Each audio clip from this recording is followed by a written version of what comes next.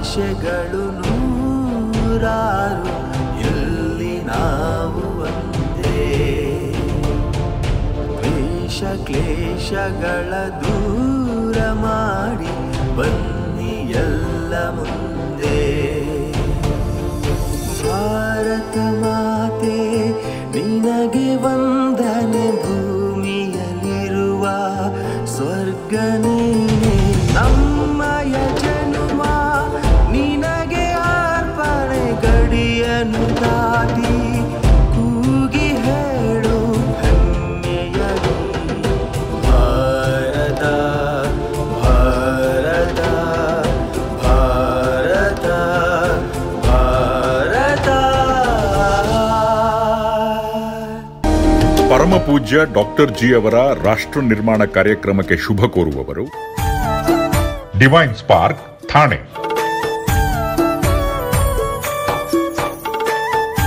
ವಿವೇಕ ಜಾಗೃತ ಬಳಗ, ಮಂಗಳೂರು. ವಿವೇಕ ಜಾಗೃತ ಬಳಗ, ಹುಬ್ಬಳ್ಳಿ. ಕನ್ಯಾಕುಮಾರಿಯಿಂದ ಮುಂಬೈ ಮಹಾನಗರದ ತನಕದ ಪಶ್ಚಿಮ ಕರಾವಳಿ ಉದ್ದಕ್ಕೂ ಹಲವಾರು ಸುಪ್ರಸಿದ್ಧ ದೇಗುಲಗಳಿವೆ. ಆದರೆ ಅವುಗಳಲ್ಲಿ ಸಿಗದ ದಿವ್ಯತೆಯ ಅಂದದ ಜಲಪಾತವೇ ಉಡುಪಿ ಜಿಲ್ಲೆಯ ಸಾಲಿಗ್ರಾಮದಲ್ಲಿರುವ ಡಿವೈನ್ ಸ್ಪಾರ್ಕ್ ಹೊಮ್ಮಿಸುವ ಡಿವೈನ್ ಪಾರ್ಕ್ನಲ್ಲಿದೆ.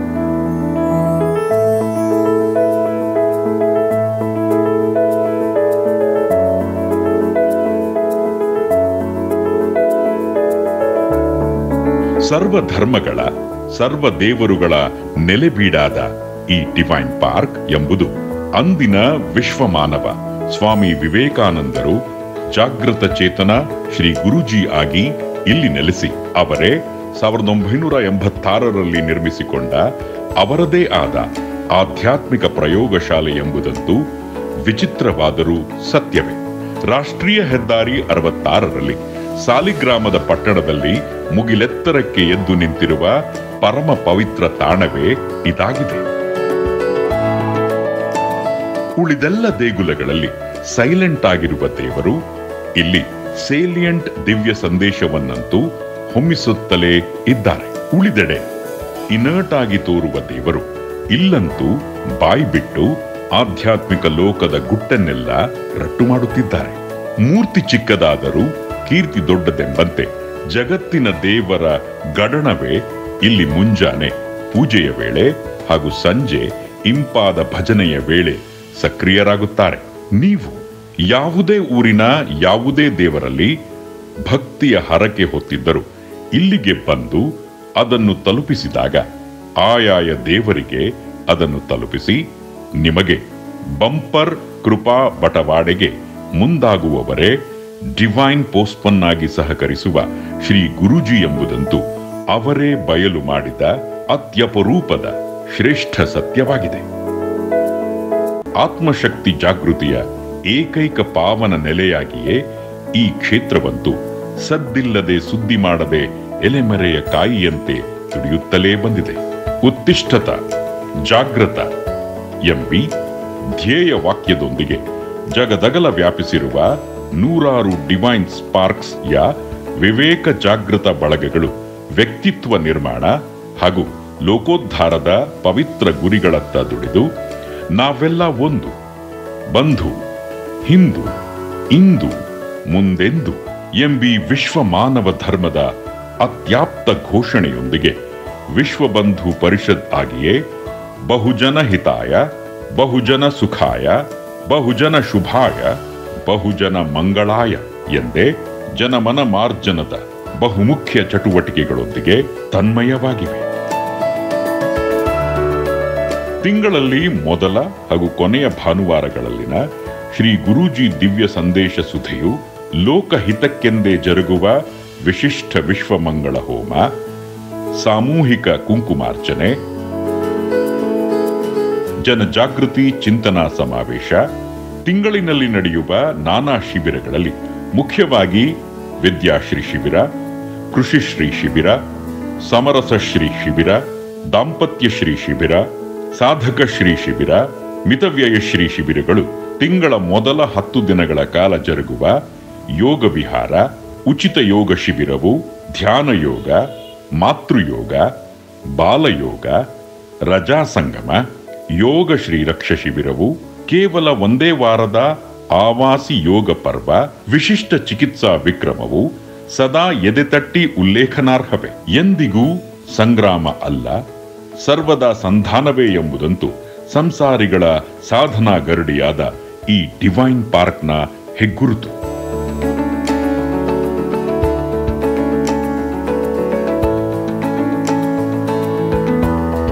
ಕರ್ನಾಟಕದ ನಂಬರ್ 1 ಆಧ್ಯಾತ್ಮಿಕ ಚಾತುರ್ಮಾಸಿಕ ವಿವೇಕ ಸಂಪದ, ಆಂಗ್ಲ ಅರ್ಧವಾರ್ಷಿಕ ವಿವೇಕ ವೀಣ, 6 ಭಾಷೆಗಳ ತ್ರೈಮಾಸಿಕ ವಿವೇಕ ಕಿರಣ, ನಿಮ್ಮ ದೂರವಾಣಿಯಲ್ಲಿ ಮೊಳಗುವ ಒಂದೇ ನಿಮಿಷದ ಪೂಜ್ಯ ಡಾಕ್ಟರ್ ಜಿ ಅವರ ಕಂಚಿನ ಕಂಠದ ವಿವೇಕ ವೀರ ವಾಣಿಗಳೆಲ್ಲವೂ ಅನುಷ್ಠಾನ ವೇದಾಂತದ ಮುತ್ತು ರತ್ನಗಳೇ ಆಗಿವೆ. ಡೈನಮಿಕ್ ಸ್ಪಿರಿಚುಯಾಲಿಟಿಗಿರುವ ಏಕೈಕ ಆದರ್ಶ ಆತ್ಮಶಕ್ತಿ ಜಾಗೃತ ಸಾಧಕರೆಲ್ಲರ ಶೋಧನಾ ಮಂದಿರವೇ ಇದಾಗಿದೆ. ತುಂಬಿದ ಕೊಡವಾದ ಪೂಜ್ಯ ಡಾಕ್ಟರ್ ಜಿ ಅವರು ಸಾಧನಾ ಕ್ಷೇತ್ರದ ಆದರ್ಶ ಮೂರ್ತಿಯಾಗಿದ್ದು, ಭಗವದಾನಂದದ ಭವ್ಯ ತಿಜೋರಿಯೇ ಆಗಿ ಅಪರೂಪದ ಸಂಸಾರಿ ಸಂತರಾಗಿದ್ದಾರೆ. ಮುಂದಿನ ಅರ್ಧ ತಾಸು ಅವರಿಂದ ಆಧ್ಯಾತ್ಮಿಕ ವಾಗ್ಝರಿ ಓತಪ್ರೋತವಾಗಿ ಹರಿಯಲಿದೆ. ಓಡೋಡಿ ಬನ್ನಿ, ಮನಸಾರೆ ಆಲಿಸಿ, ದಿವ್ಯತೆಯ ಭವ್ಯ ರಸಾಸ್ವಾದದ ನವ್ಯ ತಿನಿಸನ್ನು ಹೀರಿ ನಲಿಯಿರಿ. ಹೂ ಎನ್ನುವಿರಾ? ಅಚ್ಚುಮೆಚ್ಚಿನ ಪ್ರೇಕ್ಷಕರೇ, ನಮಸ್ಕಾರಗಳು. ಅತ್ಯಂತ ಸುಲಭವಾದ ವಿಚಾರ, ಅತ್ಯಂತ ಕಷ್ಟವಾದ ವಿಚಾರ. ಜಂಬಕ್ಕೆ ಸುಲಭ ಮದ್ದೇನು? ಜಂಬ ಎಲ್ಲರಲ್ಲೂ ಇದೆ. ನಾನೇನೂ ಕಡಿಮೆಯಲ್ಲ, ಈ ಜಗತ್ತಿನ ಸರ್ವಶ್ರೇಷ್ಠ ವ್ಯಕ್ತಿ ನಾನೇ. ಇದು ಜಂಬ. ಇಂಗ್ಲೀಷಿನ ಈಗೋಟಿಸಮ್ ಅದು ಎರಡೂ ಸೇರಿದಾಗ, ಅಹಂಕಾರ ಮಮಕಾರಗಳು ಸೇರಿದಾಗ ಜಂಬ ಮಗುವಾಗಿ ಹುಟ್ಟುತ್ತದೆ. ಈಗೋ ತಂದೆ, ಈಗೋಟಿಸಮ್ ತಾಯಿ. ಆಗ ಜಂಬ ಎಂಬುದೇ ಮಗು. ನನಗೇನು ಕಡಿಮೆ ಇಲ್ಲ, ಚಿರಂತನವಾಗಿ ಶಾಶ್ವತವಾಗಿ ನಾನು ಈ ಜಗತ್ತಿನಲ್ಲಿರುತ್ತೇನೆ, ಇಡೀ ಜಗತ್ತೇ ನನ್ನದು. ಎಲ್ಲರನ್ನೂ ತುಳಿಯಬಲ್ಲೆ, ಮೆಟ್ಟಬಲ್ಲೆ, ಎಲ್ಲರಿಗೂ ಮಣ್ಣು ಮುಕ್ಕಿಸಬಲ್ಲೆ, ಎಲ್ಲರಿಗೂ ನೀರು ಕುಡಿಸಬಲ್ಲೆ. ಈ ರೀತಿಯ ಇತಿಮಿತಿ ಇರದ ಗಟ್ಟಿಯಾಗಿ ಕಿರುಚಾಡುವ ಶಕ್ತಿಯುಳ್ಳ ಮನುಷ್ಯನ ಉಸಿರೇ ಜಂಬವಾಗುತ್ತದೆ. ಯಾಕೆ ಈ ವಿಚಾರ ಆಯ್ಕೆ ಮಾಡಿದ್ದೇನೆ ಅಂದರೆ, ಜಗತ್ತಿನಲ್ಲಿ ಜಂಬವಿಲ್ಲದ ಮನುಷ್ಯರು ಇಬ್ಬರೇ. ಒಂದು ಹುಟ್ಟದವರು, ಒಂದು ಸತ್ತು ಹೋದವರು. ಅಂದರೆ ಹುಟ್ಟಿದ ಎಲ್ಲರೂ ಕೂಡ ಏಜಿಂಗ್ ಇರುವ ತನಕವೂ ಈ ಲಗ್ಗೇಜನ್ನು ಹೊತ್ತುಕೊಂಡಿರುತ್ತಾರೆ. ಅದರಿಂದ ತಪ್ಪಿಸಿಕೊಳ್ಳಲು ಸಾಧ್ಯವೇ ಇಲ್ಲ. ಪ್ರತಿ ಕ್ಷಣ, ಪ್ರತಿ ನಿಮಿಷ, ಪ್ರತಿ ಗಂಟೆ, ಪ್ರತಿದಿನ, ಪ್ರತಿ ವಾರ, ಪ್ರತಿ ತಿಂಗಳು, ಪ್ರತಿ ವರ್ಷ, ಜನ್ಮ ಪೂರ್ತಿ ಈ ಜಂಬವದ ಜೊತೆ ನಲಿದಾಡುವ ಜಾಂಬವಂತರು ನಾವಾಗಿದ್ದೇವೆ. ಬೇಸರವೇ ಇಲ್ಲ, ರಗಳೆ ಆಗುವುದೇ ಇಲ್ಲ, ಕಷ್ಟವೆಂದೆನಿಸುವುದೇ ಇಲ್ಲ, ಅಯ್ಯೋ ಯಾಕಪ್ಪ ಎಂಬ ಅಲರ್ಜಿ ಆಗುವುದೇ ಇಲ್ಲ. ಯೋಚನೆ ಮಾಡಿ, ನಮ್ಮ ಬಗ್ಗೆ ಹೆಮ್ಮೆಯಿಂದ ಹೇಳಿಕೊಳ್ಳುವುದು ನಮಗೆ ತುಂಬ ಖುಷಿಯೋ ಖುಷಿ. ಹೇ ಭಗವಂತ, ನೀನು 1 ಕೋಟಿ ಬಾಯಿಯನ್ನು ನನ್ನ ದೇಹದಲ್ಲಿ ಇಡಬೇಕಾಗಿತ್ತು. ನನ್ನ ಮಹಿಮೆಯನ್ನು ಕೊಂಡಾಡಲು ನನಗೆ ಇನ್ನೂ ಜಾಗವಿಲ್ಲದಂತಾಗುತ್ತದೆ ಎಂದು ಎಲ್ಲರೂ ಬಯಸುತ್ತಾರೆ.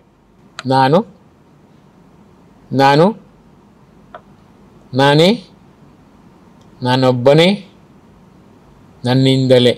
ಎಷ್ಟು ಖುಷಿ ನಿಮಗೆ ಹೇಳಲಿಕ್ಕೆ. ಒಮ್ಮೆ ಯೋಚನೆ ಮಾಡಿ, ಈ ನೀವು ಆಡಿದ ಸತ್ಯದಲ್ಲಿ ಎಷ್ಟು ಅಂಶ ಸತ್ಯ?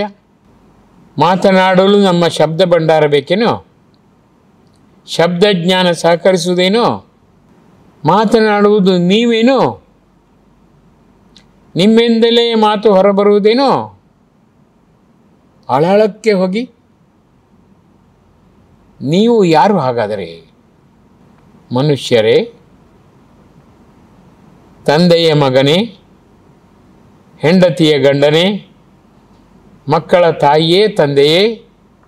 ಈ ಊರಿನ ಗಣ್ಯರೇ? ಸೂರ್ಯನ ಅಡಿ ಇರುವವರೇ? ಭೂಮಿಯ ಮೇಲಿರುವವರೇ? ಯಾರು ನೀವು? ಏಕಾಂತದಲ್ಲಿ ಒಮ್ಮೆ ನೀವು ನಿಮ್ಮನ್ನು ವಿಮರ್ಶಿಸಿ. ನೀವು ಪ್ರಾಣಶಕ್ತಿ ಮಾತ್ರ. ಉದ್ದ ಎಷ್ಟು, ಅಗಲ ಎಷ್ಟು, ಯಾವ ಆಕಾರ, ಯಾವ ಅಂದ ಚಂದ ಪ್ರಾಣಶಕ್ತಿಗೆ? ಯಾವ ಬಣ್ಣ, ಯಾವ ರುಚಿ, ಯಾವುದೂ ಗೊತ್ತಿಲ್ಲ. ಅದೊಂದು ಶಕ್ತಿ ಸ್ಪಾರ್ಕ್, ಅದೊಂದು ದಿವ್ಯ ಕಿಡಿ, ಡಿವೈನ್ ಸ್ಪಾರ್ಕ್. ನೀವು ಎದೆ ಬರೆದುಕೊಂಡು ಹೇಳುತ್ತೀರಿ ನಾನೊಂದು ಜನ. ಒಳಗಿರುವ ಹೃದಯ ನಿಮಿಷಕ್ಕೆ 72 ಬಾರಿ 0.8 ಸೆಕೆಂಡಲ್ಲಿ ಒಮ್ಮೆ ಮಾತನಾಡುತ್ತದೆ. ಯೋಚನೆ ಮಾಡಿ. ಯಾರಯ್ಯ ನೀನು? ನಾನಿದ್ದರೇನೇ ನೀನಿರುವಿ. ಪ್ರಾಣವಿದ್ದರೇನೆ ನಮ್ಮ ದೇಹಕ್ಕೆ ಅಂದ ಚಂದ ಆಯ. ಆ ಪ್ರಾಣವೇ ಹೇಳುತ್ತದೆ, ಕೈ ಬಾಯಿ ಮಾಡುತ್ತಿ, ನಿನ್ನೊಳಗಿನ ಶಕ್ತಿ ನಾನೇ. ಆ ಶಕ್ತಿಗೆ ತ್ರಾಣ ಎನ್ನುವುದು, ಆ ಶಕ್ತಿಯ ಓಡಾಟವೇ ಯಾನ, ಆ ಶಕ್ತಿಯ ಖುಷಿಯೇ ಗಾನ. ಒಟ್ಟಿನಲ್ಲಿ ಆ ಶಕ್ತಿ ಅದು ಉಳಿದುಕೊಳ್ಳುವುದೇ ಮಾನ. ಎಂಥ ಜಟಿಲವಾದ ವ್ಯವಹಾರ ನೋಡಿದ್ದು. ಜಂಬದಿಂದ ಕೂಗಾಡುವಾಗ ದೇಹಭಾವ ಮಾತ್ರ ಇರುತ್ತದೆ. ಆ ಒಳಗಿನ ಬಿಂಬದ ಆಳಕ್ಕೆ ಹೋದಾಗ ಆ ಶಕ್ತಿಯೇ ತಾನು ಪ್ರಾಣ ಎಂದು ಹೇಳಿದಾಗ ಎಲ್ಲವೂ ಕೂಡ ಪ್ರಾಣಕ್ಕೆ ಸಮರ್ಪಿತವಾಗುತ್ತದೆ. ಸಮರ್ಪಯಾಮಿ ಎಂದು ಸಂತೋಷದಿಂದ ಹೇಳುವಾಗ ನಾನೇನೂ ಅಲ್ಲ, ನೀನೇ ಅಲ್ಲ. ಸರ್ವಶಕ್ತ ಸರ್ವಜ್ಞ ಸರ್ವಂತರ್ಯಾಮಿಯಾದ ದೇವರು ಭಕ್ತಿಮುಖ, ಶಕ್ತಿಮುಖ, ಯುಕ್ತಿಮುಖ ಈ 3 ಮುಖಗಳಲ್ಲಿ ವ್ಯಕ್ತವಾಗುತ್ತಾನೆ ಅಂತ ಶ್ರೀ ಗುರು ಸ್ವಾಮಿ ವಿವೇಕಾನಂದ ಹೇಳ್ತಾರೆ. ನಿನ್ನನ್ನು ಪಡೆದು ನಾನು ಧನ್ಯ ಎಂಬಾಗ ಈ ಧನ್ಯ ಭಾವದಿಂದ ದೃಢವಾಗಿ ನಂಬಿದ್ದೇನೆ ಎಂಬ ಭಕ್ತಿಯನ್ನು ವ್ಯಕ್ತಪಡಿಸುವಾಗ ಆತ ಸಂತೋಷದಿಂದ ಬಂದು ಮಗು ಮುದ್ದು ಎಂದು ಮಾತನಾಡುತ್ತಾನಂತೆ. ಭಕ್ತಿ ಮುಖದ 7 ದೇವರು ರಾಮ, ಕೃಷ್ಣ, ಶಿವ, ಗಣೇಶ, ವಿಷ್ಣು, ವಾಸುಕಿ, ಅಯ್ಯಪ್ಪ. ನಾನಾ ಆಯುಧಗಳು, ನಾನಾ ಕೆಲಸ ಕಾರ್ಯಗಳು, ನಾನಾ ನಾಮ, ಮಹಿಮೆ, ರೂಪ. ನೀನಮ್ಮ, ನಾನು ಮಗು. ಈ ಭಾವದಿಂದ ಕರೆದು ಕಾಡಿ ಬೇಡಿ ಬಾಡಿದಾಗ ಶಕ್ತಿ ಮುಖದ 7 ರೂಪಗಳಲ್ಲಿ ಭಗವಂತ ವ್ಯಕ್ತಪಡಿಸುತ್ತಾನೆ, ಮಾತನಾಡುತ್ತಾನೆ, ಮೇಲೆತ್ತುತ್ತಾನೆ. ಲಲಿತೆ, ದುರ್ಗೆ, ಕಾಳಿ, ಲಕ್ಷ್ಮಿ, ಸರಸ್ವತಿ, ಗಾಯತ್ರಿ, ಹೋಲಿ ಮದರ್ ಶ್ರೀ ಶಾರದಾದೇವಿ. ಮಾತೃವಾತ್ಸಲ್ಯದ ಬೀಡಾಗಿ ಅವರು ಮಾತನಾಡುವಾಗ ಜಂಬ 0 ಆಗುತ್ತದೆ. ಮಗು, ಮುದ್ದು, ಚಿನ್ನ, ರನ್ನ, ಕಂದ. ನಮ್ಮ ಅಮ್ಮನೇ ಮಾತನಾಡುವಾಗ ನಾವು ಕರಗುತ್ತೇವೆ. ಜಗತ್ತಿನ ಎಲ್ಲರ ಅಮ್ಮನ ಅಮ್ಮ ಜಗದಂಬೆ ಮಾತನಾಡುವಾಗ ಕರಗಿ ಪಂಚರ್ ಆಗಲೇಬೇಕು. ನುಣ್ಣಗಾಗಿ ನಿಶೇಷವಾಗಬೇಕು. ನೀನು ಮಾಲೀಕ, ನಾನು ಸೇವಕ. ಈ ಭಾವದಿಂದ ಭಗವಂತನನ್ನು ಕರೆದಾಗ ಗಾಳಿ, ನೀರು, ಬೆಳಕು, ಭೂಮಿ, ಆಕಾಶ, ಪಂಚಭೂತಗಳಲ್ಲಿರುವ ಆ ದೈವಿಕ ಶಕ್ತಿ ಮತ್ತು 7 ರೂಪಗಳಲ್ಲಿ ವ್ಯಕ್ತಪಡಿಸುತ್ತದೆ ಎಂದು ಶ್ರೀ ಗುರುಜಿ ಹೇಳುತ್ತಾರೆ. ಅಲ್ಲಾಹು, ಯೇಸು ಕ್ರಿಸ್ತ, ಬುದ್ಧ, ರಾಘವೇಂದ್ರ, ಶಂಕರ, ಮಧ್ವ ಆಚಾರ್ಯರು, ರಾಮಾನುಜಾಚಾರ್ಯರು, ಮಧ್ವಾಚಾರ್ಯರು, ಶಂಕರಾಚಾರ್ಯರು, ಆ ನಂತರ ಶ್ರೀ ಗುರುಜಿ ಹಾಗೂ ಅವರ ಜೊತೆಗಿರುವ ವಿಶೇಷವಾದ ಕೈವಲ್ಯ ಬಳಗದ ಆತ್ಮಗಳು. ಇದರಲ್ಲಿ ಭಕ್ತ ಸಮುದಾಯ ತುಂಬ ಬರ್ತಾರೆ. ಮೀರಾ ಬರ್ತಾಳೆ, ಕನಕದಾಸ, ಪುರಂದರದಾಸ, ದಾಸಶ್ರೇಷ್ಠ ಎಲ್ಲ ಬರ್ತಾರೆ. ಶ್ರೀ ಗುರುಜಿಯ ಜೊತೆಗೆ ಯಾರೆಲ್ಲ ಇದ್ದಾರೋ, ಅವರ ಜೊತೆಗೆ ಯಾರೆಲ್ಲ ಬದುಕಿದ್ದಾರೋ ಹಿರಿಯ ಆತ್ಮಗಳೆಲ್ಲ ಈಗಲೂ ಕೂಡ ನಿಮಗೆ ಕನಸಿನಲ್ಲಿ ಬಂದು ವಿಶೇಷವಾದ ಆಶೀರ್ವಾದವನ್ನು ಮಾಡಿದರೆ ಅವರೆಲ್ಲರೂ ಕೂಡ ಅಲ್ಲಿದ್ದಾರೆ. ಗುರು ಮಹಾರಾಜರು, ಮಾತೆ, ಗುರುಜಿ, ನೇರ ಶಿಷ್ಯರೆಲ್ಲರೂ ಅಲ್ಲಿರ್ತಾರೆ. ಒಟ್ಟು 333 ಆತ್ಮಗಳು ಅಂತ ಶ್ರೀ ಗುರುಜಿ ಹೇಳ್ತಾರೆ. ಬದುಕಿದವರು ಮುಕ್ತಿ ಸೇರಿದಾಗ ಆ ಮುಕ್ತಿಯಲ್ಲಿರುವ ಒಂದು ಆತ್ಮ ಕಣ್ಮರೆಯಾಗುತ್ತದೆ. ಕೈವಲ್ಯ ಬಳಗದಲ್ಲಿ ಒಂದು ಸಂಖ್ಯೆ ಕಡಿಮೆ ಆದರೂ ಹೊಸಬರು ಕೈವಲ್ಯ ಬಳಗಕ್ಕೆ ಸೇರಿದಾಗ ಆ ಸಂಖ್ಯೆ 333 ಆಗಿ ಇರುತ್ತದೆ ಎನ್ನುತ್ತಾರೆ ಶ್ರೀ ಗುರುಜಿ.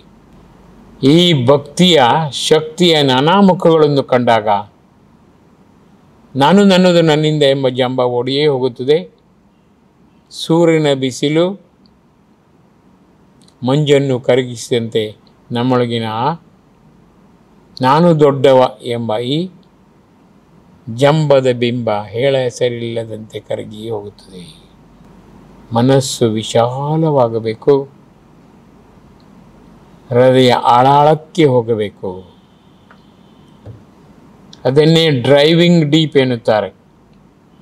ಡ್ರೈವಿಂಗ್ ಆನ್ ದ ರೋಡ್ ಗೊತ್ತಿದೆ, driving deep in the heart ನಾವು ಕಲಿಯಬೇಕು. ಒಳಗಡೆ ಅಂಧಕಾರವಿದೆ, ಜನ್ಮ ಜನ್ಮಾಂತರದ ಕತ್ತಲಿದೆ. ಕತ್ತಲಿನಲ್ಲಿ ಭಗವಂತನ ಭಕ್ತಿಯ ತೇಜಸ್ಸಿನೊಂದಿಗೆ, ಶ್ರದ್ಧೆಯ ತೇಜಸ್ಸಿನೊಂದಿಗೆ, ವ್ಯಾಕುಲತೆಯ ತೇಜಸ್ಸಿನೊಂದಿಗೆ ನಾವು ಆಳಾಳಕ್ಕೆ ಡ್ರೈವ್ ಮಾಡಬೇಕು, ಡೈವ್ ಮಾಡಬೇಕು, ಡಿಗ್ ಮಾಡಬೇಕು. ಆಗ ಗೊತ್ತಾಗುತ್ತದೆ ನಾವೆಷ್ಟು ಸೊನ್ನೆ. ತೃಣ ಮಾತ್ರದಷ್ಟು ಬೆಲೆ ನಮಗಿಲ್ಲ, ಕಣ ಮಾತ್ರದಷ್ಟು ಬೆಲೆ ನಮಗಿಲ್ಲ, ಕ್ಷಣ ಮಾತ್ರದಷ್ಟು ನಂಬಿಕೊಳ್ಳುವ ಬೆಲೆ ನಮಗಿಲ್ಲವೇ ಇಲ್ಲ. ಎಲ್ಲ ನಮ್ಮನ್ನು ಬದುಕಿಸುವ, ನಮ್ಮನ್ನು ಆವರಿಸುವ ಭಗವಂತನಲ್ಲಿದೆ. 24 ಗಂಟೆ ದೇಹವನ್ನು ಬದುಕಿಸುವ ಭಗವಂತ 93% ದುಡಿಯುತ್ತಾನೆ ಎಂಬ ವಿಜ್ಞಾನ ಹೇಳುತ್ತದೆ. ನಖ, ತಿಕ, ಶಿಖ ತೊಳೆದುಕೊಳ್ಳುವುದು, ಊಟ ಮಾಡುವುದು, ಹೊರಗೆ ಹಾಕುವುದು, ಇಷ್ಟೇ 7% ನಾವು ಮಾಡುವ ದೊಡ್ಡ ಕೆಲಸ. ದೇಹದ ಅಂದ ಚಂದ ವೃದ್ಧಿಸುವ ಎಲ್ಲ ಕೆಲಸ, ಕನ್ನಡಿಯ ಮುಂದೆ ನಾವು ಹಿಗ್ಗುವ ಎಲ್ಲ ಕೆಲಸ ಭಗವಂತನದೇ. ಎಂದಾದರೂ ಆತ ಬಾಯ್ಬಿಟ್ಟು ಗಾಢ ನಿದ್ರೆಯಲ್ಲಿ ನೀವಿರುವಾಗ ಮಗುವು ನೀನಿರುವುದೇ ನನ್ನಿಂದ ಹೇಳಿದ್ದುಂಟೇನು? ಸಕಲ ಜಗತ್ತನ್ನು ಬೆಳಗುವ ಸೂರ್ಯಬಿಂಬ ಎಂದಾದರೂ ನಿಮ್ಮ ಕಿವಿಗೆ ಈ ಜಗತ್ತಿಗೆ ಬೆಳಕು ಕೊಟ್ಟದ್ದೇ ನಾನಿಲ್ಲ ಎಂದರೆ ಶಾಶ್ವತವಾದ ಕತ್ತಲೆ ಮಗು ನಿನಗೆ ಹೇಳಿದ್ದುಂಟೇನು? ಎಷ್ಟೆಷ್ಟು ಬಾರಿ ಎದೆ ತಟ್ಟಿಕೊಂಡು ನಾನೇ ಎಂದು ನಾವು ಮೆರೆದದ್ದಿಲ್ಲ. ಹುಟ್ಟಿದಾಕ್ಷಣ ಮಾತು ಬರದ ಮಗುವಿಗೆ 1 ವರ್ಷದ ತನಕ ಆ ತಾಯಿ ನೀನೇ ಇಂದ್ರ, ನೀನೇ ಚಂದ್ರ, ನೀನೇ ಚಿನ್ನ, ನೀನೇ ವಜ್ರ, ನೀನೇ ವೈಡೂರ್ಯ, ನೀನೇ ಬಂಗಾರ ಎಷ್ಟು ಬಾರಿ ಹೊಗಳಿದ್ದಿಲ್ಲ. ಭಾವನೆ ಏನಾದರೂ ಬೆಳೆದಿದ್ದರೆ ಆ ಮಗು ಅಮ್ಮನ ಬಾಯಿಗೆ ಹೊಡೆಯುತ್ತಿತ್ತು. ಪಾಪ ಭಗವಂತ ಹುಟ್ಟಿಸುವಾಗ ಭಾಷೆ ಭಾವನೆ ಎಲ್ಲ ಮಬ್ಬಾಗಿ ಮಾಡಿಬಿಟ್ಟ. ಹಾಗೆಂದೇ ಈ ತಾಯಿ ತನ್ನ ಬೆಳೆ ಬೆಳೆಸಿಕೊಳ್ಳುತ್ತಾಳೆ. ಅಮ್ಮ ಎಂದು ಆಕೆ ಹೇಳುವುದು ಸ್ವಾಭಾವಿಕ. ಅಪ್ಪ ಎಂದು ಹೇಳಿದ್ದು ನೀವು ಕೇಳಿದ್ದೀರೇನು? ನಿಮ್ಮ ಅಮ್ಮನನ್ನೇ ಕೇಳಿ, ಅಂದರೆ ಅಪ್ಪ ಅಂತ ಯಾಕೆ ಹೇಳುವುದಿಲ್ಲ ನೀನು ಅಂತ. ಏನು ಹೇಳುತ್ತಾಳೆ ಯಾಕೆ? ನಿಜವಾಗಿಯೂ ನೋಡಿದರೆ ಅಮ್ಮ ಎಂದು ಹೇಳುವುದಕ್ಕಿಂತ ಅಪ್ಪ ಅಂತ ಹೇಳುವುದು ಸುಲಭ. ಅಮ್ಮ ಎಂಬುದು ಮೃದು, ಅಪ್ಪ ಎಂಬುದು ಗಡಸು. ಅಪ್ಪ ಎಂಬಾಗ ತುಟಿ ಒತ್ತಿ ಹಿಡಿದುಕೊಳ್ಳು, ಗಟ್ಟಿಯಾಗಿ ಹೇಳಬಹುದು. ಅಮ್ಮ ಎನ್ನುವಾಗ ಮೃದು ಸ್ವರ ಸ್ಪಷ್ಟವಾಗಿ ಒಕ್ಕದಿರಬಹುದು. ಆದರೂ ಸ್ವಾಭಾವಿಕವಾಗಿ ಪ್ರಕೃತಿಯಲ್ಲಿ ಅಮ್ಮ ಎಂಬ ಮೃದುಭಾವವೇ ಹಸೊಕ್ಕಾಗಿದೆ. ಯಾಕೆ? 9 ತಿಂಗಳು 3 kg ಮಗುವನ್ನು ಹೊತ್ತುಕೊಂಡು ಆಕೆ ಎಲ್ಲ ಕೆಲಸ ಮಾಡುತ್ತಾಳೆ. ಸದ್ದಿಲ್ಲದೆ, ಸುದ್ದಿ ಮಾಡದೆ, ಯಾರನ್ನೂ ಬೈಯದೆ, ಸಂತೋಷದಿಂದ ಹಾರಿ ಹತ್ತಿ ಬಿದ್ದು ಕುಣಿದು ಉರುಳಾಡಿ ಮಗುವಿನೊಂದಿಗೆ ಹಾರಾಡುತ್ತಾಳೆ ನೋಡಿ. ಹಾಗೆಂದೇ ಅಮ್ಮ. ಈ ಮಗು ಆ ಮಹಿಮೆಯನ್ನು ಅರ್ಥ ಮಾಡಿಕೊಳ್ಳಬೇಕು ಅಲ್ಲ. ತನ್ನ ಮಹಿಮೆಯನ್ನು ತಾಯಿ ಮಗುವಿನ ಮುಂದೆ ಅರ್ಥವಾಗುವಂತೆ ಹೇಳಬೇಕು, ಅರ್ಥ ಮಾಡಿಸಬೇಕು. ನಾನು ನಾನೇ ಎಂಬ ಗೊತ್ತು ಜಂಬ ಬೇಗಬೇಕು ಎಂದರೆ ತಾಯಿಯೇ ಕಾರಣ. ತನ್ನ ಎಲ್ಲ ನೋವನ್ನು ಒತ್ತಿಕೊಳ್ಳುತ್ತಾಳೆ. ತನ್ನ ಹಿರಿಮೆಯನ್ನು ಬಾಯ್ಬಿಡುವುದೇ ಇಲ್ಲ. ತಾನಾಗಿಯೇ ಬಂದಿದ್ದೇನೆ ಆ ಮಗು ತಿಳಿದುಕೊಳ್ಳುತ್ತದೆ. ಆ ಮಗು ಕೇಳಲಿ, ನಾನು ಎಲ್ಲಿಂದ ಹುಟ್ಟಿದೆ, ಹೇಗೆ ಹುಟ್ಟಿದೆ? ಜನತಾ ಬಜಾರಿಗೆ ಹೋದಾಗ ನಾನು ನಿನ್ನನ್ನು ಕ್ರಯ ಕೊಟ್ಟು ಕೊಂಡು ಬಂದೆ. ಸಂತೆಯಲ್ಲಿ ಹೋದಾಗ ಒಂದು ಮೂಲೆಯಲ್ಲಿ ಮುದುಡಿಕೊಂಡ ನಿನ್ನನ್ನು ನಾನು ಪ್ರೀತಿಯಿಂದ ಎತ್ತಿಕೊಂಡೆ. ಈ ಸುಳ್ಳಿಗೆ ಕಾರಣ ತಾಯಿ. ಭಗವಂತನನ್ನು ಬೇಡಿದೆ, ಬಾಡಿದೆ. ತನ್ಮೂಲಕ ನನ್ನ ಹೊಟ್ಟೆಯಲ್ಲಿ ಮಗುವಾಗಿ ನೀನು ಬಂದೆ. ರುಂಡ ಮುಂಡ ಕೈಕಾಲಿರುವ ಒಂದು ಶಕ್ತಿ ನನ್ನಲ್ಲಿ ಬಂತು, ಅದನ್ನು ನಾನು ಹೊರಗೆ ಹಾಕಿದೆ. ಅರ್ಥವಾಗುವಂತೆ ಮಗುವಿಗೆ ತನ್ನ ಮಹಿಮೆಯನ್ನು ತಾಯಿ ತೋಡಿಕೊಂಡಿದ್ದರೆ ಈ ಜಂಬ ಎಂದೋ ನಾಶವಾಗುತ್ತಿತ್ತು. ಜಂಬದ ಬಿಂಬಕ್ಕೆ ಸಾರ ನೀರು ಹಾಕುವುದು ತಾಯಿ. ಸುಳ್ಳು ಪಾಪ ಎಂಬವಳೆ ಪಾಪದ ದೊಡ್ಡ ಮೂಟೆಯಲ್ಲಿ ಆ ಮಗುವನ್ನು ಮುಳುಗಿಸುತ್ತಾಳೆ. ಮುಳುಗಿಸಿ ಅಂದ ಚಂದದಿಂದ ಕನ್ನಡಿಯ ಮುಂದೆ ಅದಕ್ಕೆ ಮೇಕಪ್ ಮಾಡುತ್ತಾಳೆ. ಸುಳ್ಳಿನ ಮೇಕಪ್ಗಿಂತ ಸತ್ಯದ ಕೀಪಪ್ ಮಾಡಿದ್ದರೆ ಭಗವಂತ ಆತ್ಮಶಕ್ತಿಯಾಗಿ ಒಳಗಿದ್ದಾನೆ. ಹೊರಗಿನ ಗಣೇಶ ಚಿತ್ರವನ್ನು ತೋರಿಸಿ ಈ ಗಣೇಶ ಒಳಗಡೆಯೇ ಇದ್ದಾನೆ. ನಾಡಿಯ ಮೇಲೆ ಕೈ ಬೆರಳಿಟ್ಟು ಈ ನಾಡಿ ಬಡಿದಂತೆ ಭಗವಂತ ಬಡಿಯುತ್ತಾನೆ. ಮೂಗಿನ ತೂತಿನ ಎದುರು ಕೈ ಬೆರಳಿಟ್ಟು ಬಿಸಿ ಗಾಳಿ ಬಂದಂತೆ ಒಳಗಡೆ ಭಗವಂತನೇ ಕೆಲಸ ಮಾಡುತ್ತಾನೆ. ದೇಹದಲ್ಲಿ ವಿನಮ್ರತೆ, ವಿಶೇಷತೆ, ವಿಶೇಷ ಒಲವಿನ ಅಡುಗೆ ಮಾಡುವಾಗ ಹೊಗೆ ಬರುವುದೇ ಈ ಮೂಗಿನ ಉಸಿರಾಟ. ವರ್ಸ್ಟ್ ಸುಳ್ಳು ಹೇಳುವ ಬದಲಿಗೆ ಬೆಸ್ಟ್ ಸುಳ್ಳು ಹೇಳಿ ಜಂಬವನ್ನು ತಾಯಿ ಎಂದೋ ಓಡಿಸಬಹುದಾಗಿತ್ತು. ನೀನು ನೀನೇ ಎಂದು ತಿಳಿದುಕೊಂಡು ನೀನು ಮೆರೆದಾಡಿದರೆ ಒಳಗಿನ ಪ್ರಾಣಶಕ್ತಿಯಾದ ಭಗವಂತನಿಗೆ ನೋವಾಗುತ್ತದೆ. ಆತ ನಾನಾ ದೃಷ್ಟಿಯಿಂದ ನರಳಾಟ ಆಗುವಂತೆ ಮಾಡುತ್ತಾನೆ. ಟೆಸ್ಟ್ ಮಾಡುವಾಗ ಖಂಡಿತ ಟ್ವಿಸ್ಟ್ ಮಾಡುತ್ತಾನೆ. ಅದಿಲ್ಲ ಎಂದರೆ ಟೆಸ್ಟ್ ಮಾಡುವಾಗ ಟ್ರಸ್ಟ್ ಮಾಡುತ್ತಾನೆ. ನಿನ್ನನ್ನು ಖಂಡಿತವಾಗಿ ಮೇಲೆತ್ತುತ್ತಾನೆ. ಮುದ್ದು ಮಗುವಾದ ನೀನು ಜಂಬರಹಿತವಾಗಿರಬೇಕು, ಜಾಂಬವಂತನಾಗಬಾರದು. ಪ್ರೀತಿಯಿಂದ ಮುದ್ದಿಸಿ, ಮಗು ನೀನು ದೇವರು, ದೇವರ ಕಿಡಿ, ದೇವರ ಮಿಡಿ, ದೇವರ ಹಿಡಿ. ನಿನ್ನನ್ನೇ ನಾನು ದೇವರೆಂದು ಇಷ್ಟ ದೇವರಾದ ಕೃಷ್ಣನ ರೂಪದಲ್ಲಿ, ಗಣೇಶನ ರೂಪದಲ್ಲಿ, ವಿಷ್ಣುವಿನ ರೂಪದಲ್ಲಿ, ಅಯ್ಯಪ್ಪನ ರೂಪದಲ್ಲಿ, ಗುರುಜಿ ರೂಪದಲ್ಲಿ ಕಾಣುತ್ತಿದ್ದೇನೆ. ದಿನಾಲೂ ಅವರಿಗೆ ನಮಸ್ಕರಿಸುವಾಗ ನನ್ನಲ್ಲಿರುವ ದಿವ್ಯತೆ ಹೆಚ್ಚುವಂತೆ ಮಾಡಿ ಎಂದು ಬೇಡೋ, ಭವ್ಯತೆ ಅರಳುವಂತೆ ಮಾಡಿ ಎಂದು ಬೇಡೋ, ನವ್ಯತೆ ಸದಾಕಾಲ ಚಿರಾಯುವಾಗಿರುವಂತೆ ಡಿವೈನ್ ಮ್ಯಾಜಿಕ್ ಮಾಡಿ ಎಂದು ನೀನು ಬೇಡೋ. ಮುದ್ದು ಮಾತಿನಲ್ಲಿ ನೀನು ದೇವಾ ಖಂಡಿತ ಕೊಡಬೇಕು ಎಂದು ನೀನು ಹೇಳಿದರೆ ಭಗವಂತ ಖಂಡಿತ ಕೊಡುತ್ತಾನೆ. ಮುದ್ದು ಮಕ್ಕಳ ಲಾಲಿತ್ಯಕ್ಕೆ ಭಗವಂತ ಬೇಗ ಓಡೋಡಿ ಬರುತ್ತಾನೆ ಎಂದು ಕ್ಯಾಲೆಂಡರ್ನಲ್ಲಿರುವ ಕೃಷ್ಣನ,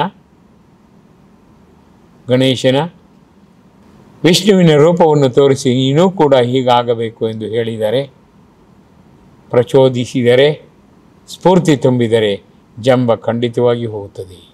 ಜಾಂಬವಂತರನ್ನಾಗಿ ರೂಪಿಸುವುದು ತಾಯಿಯಾದ ನೀವೇ. ಹಾಗೆಂದೇ ಜಂಬ ಸೊನ್ನೆಯಾಗಬೇಕು ಎಂದರೆ ಆ ಬಿಂಬದಲ್ಲಿ ನೀವು ಚೈತನ್ಯವನ್ನು ಉಕ್ಕಿಸಬೇಕು. ಆ ಬಿಂಬದಲ್ಲಿ ಇಷ್ಟದೇವರನ್ನು ತುಂಬಬೇಕು. ಆ ಬಿಂಬ ಖಂಡಿತವಾಗಿಯೂ ಇಷ್ಟದೇವರ ನಲಿವಿನ ರೂಪ ಎಂಬುದನ್ನು ಖಾತ್ರಿ ಮಾಡಬೇಕು. ಇಂದಿನ ಶಾಲಾ ಕಾಲೇಜುಗಳಲ್ಲಿ ಭಗವಂತನ ಸುದ್ದಿ ತರುವುದೇ ಇಲ್ಲ. ಅದು ಔಟ್ಡೇಟೆಡ್, ಅದು ಅಫೆನ್ಸ್ ಕೂಡ. ರಕ್ಷಕರಾದ ನಿಮ್ಮ ಮೇಲೆ ದೊಡ್ಡ ಭರವಸೆ ಇದೆ.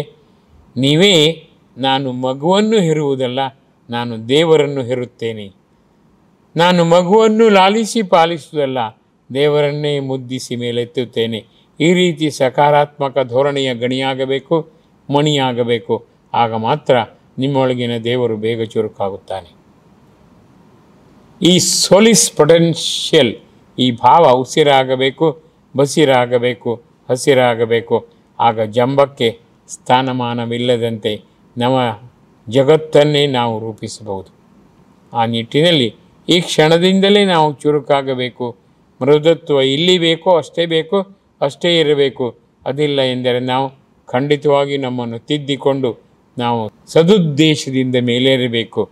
ಭಗವಂತ ಬಂದು ಓಡೋಡಿ ಬಂದು ಮುದ್ದು ಎಂದು ಕರೆಯುವ ಅರ್ಹತೆ ನಾವು ಗಳಿಸಿಕೊಳ್ಳಬೇಕು. ಮನಸ್ಸು ಮಾಡೋಣವೇ. ನಮಸ್ಕಾರ.